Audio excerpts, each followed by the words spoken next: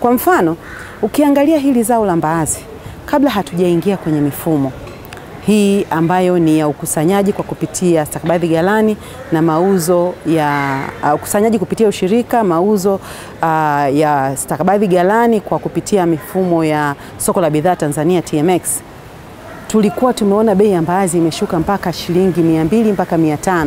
Hiyo ndio bei ambayo watu walikuwa wakulima wanapata. Lakini ili hali bei ya dunia wakati huo ilikuwa ni sawa takriban dola senti 82, ambayo ukiangalia sasa ulinganishi kabla ya mifumo, mkulima alikuwa anapata asilimia 25 tu ya bei ambayo inapatikana katika soko la dunia.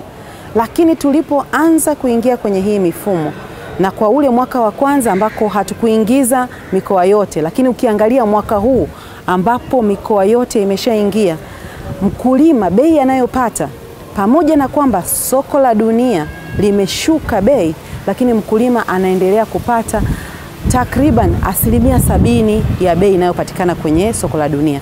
Hapa naomba nitoe mfano. Kwa mfano, sasa hivi nchini India kilo moja ya mbaazi inanunuliwa baada ya kuwa imesafirishwa na kufikisha nchini India, inanunuliwa kwa takriban senti 68. Lakini ukilinganisha na bei ambayo inapatikana kwenye minada, ambayo ni bei ya mkulima, ambayo ni takriban kati ya shilingi 950 mpaka shilingi 1100, ndizo ambazo zinapatikana kwa wiki mbili zilizopita. Hii ni sawa na kama senti za kidola za Kimarekani kama 28.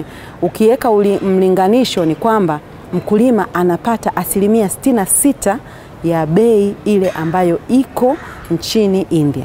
Na hili ndio lengo kubwa la serikali, kwamba hata pale ambapo bei inakuwa imeshuka duniani, basi mkulima tumsogeze na yeye awe anaendana na mwenendo wa bei la soko la kimataifa. Kwa hiyo hii ndio sababu kubwa. Sasa soko la kimataifa ambalo soko kubwa la zao la mbaazi ni India, limeshuka bei yake kwa takriban asilimia 54. Ukilinganisha mwaka jana na mwaka huu, mwaka jana uwiano wa manunuzi ya mbaazi nchini India mpaka imefika India ilikuwa dola 1 na senti 47. Lakini sasa hivi mpaka sasa mbaazi kwa bei za sasa inanunulika kwa senti za Kimarekani 68. Huu ni mporomoko wa takriban asilimia 54.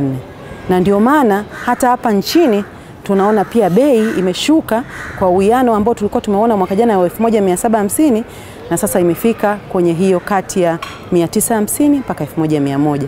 Lakini tunachojivunia ni kwamba hata pamoja na kwamba bei imeshuka, lakini bado mkulima anaendelea kupata ile takriban asilimia 70 ya ile bei ambayo inapatikana duniani.